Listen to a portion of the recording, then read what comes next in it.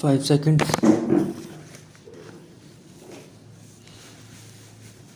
Respondent Phul Singh, after his acquittal, moves an application before the authorities for his reinstatement.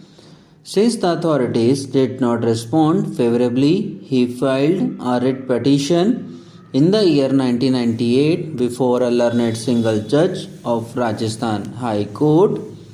The challenge of his dismissal from service through was made only after his acquittal in the criminal case, yet the challenge was on various other grounds as well, such as the order of termination not being passed by the appointing authority, non-supply of inquiry report, not being allowed to cross-examine the witness, etc.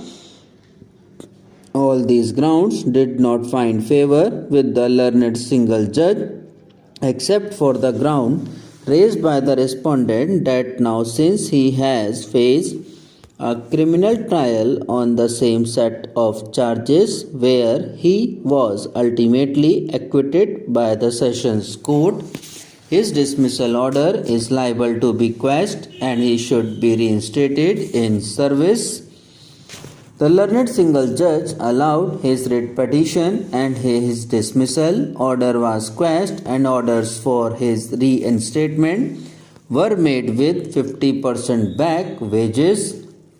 The state of Rajasthan filed an appeal against this order before Division Bench of the High Court, which was dismissed.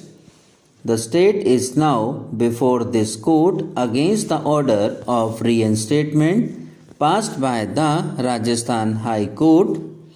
We must reiterate that the High Court of Rajasthan, both in the writ petition and special appeal, had allowed the case of respondent Phul Singh only on the ground that now, since he has been acquitted by a criminal court on the same set of facts and charges on which he had faced a departmental proceedings, the orders passed in departmental proceedings are liable to be quashed and he must be reinstated in service. As we have already referred above, none of the other arguments raised on behalf of the private respondent challenging procedural anomalies in the departmental proceedings, violation of principles of natural justice and fair play, or lack of jurisdiction of the authority had found favor with either the learned single judge or the division bench. The case of the state, who is the appellant before this court, is that the respondent was a member of the disciplined force. There were extremely serious charges against the respondent in the departmental proceedings. He was charged of threatening and extorting money from a member of public, roaming in a public place under the influence of liquor, and then using a firearm and causing injuries, which were all very serious charges. Respondent was given full opportunity to defend his case in the departmental proceedings. He was given the opportunity to cross-examine the prosecution witnesses, and in fact he also presented 9 defense witnesses who were examined in the departmental proceedings. The disciplinary authority concluded that the delinquent constable had committed an act of gross indiscipline and negligence, as well as dereliction of duties and of misbehavior and misconduct, and all this had blackened the image of Rajasthan police in public. Under the circumstances, the delinquent officer cannot be retained in police service and was thus dismissed from service with immediate effect.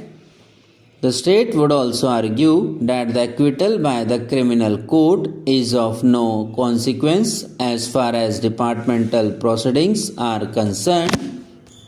The question before this court is therefore only to see whether the respondent can be reinstated in service for the reason that now, on the same set of charges, he has been acquitted by a criminal court. There should be no doubt in law on this subject. Departmental proceedings is different from a criminal proceeding.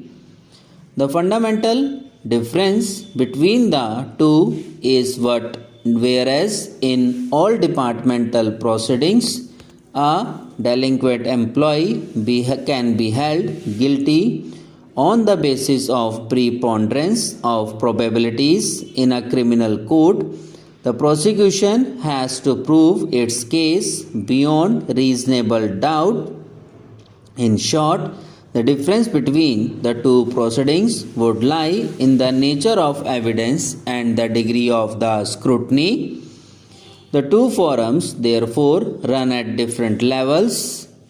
For this reason, this court has consistently held that merely because a person has been acquitted in a criminal trial, he cannot be ipso facto reinstated in service.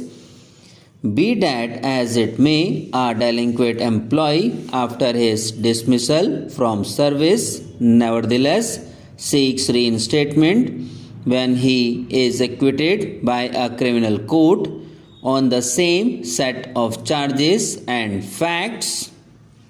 A very heavy reliance is then placed on a decision of this court given in Captain M. Paul Anthony versus Bharat Gold Mines Limited.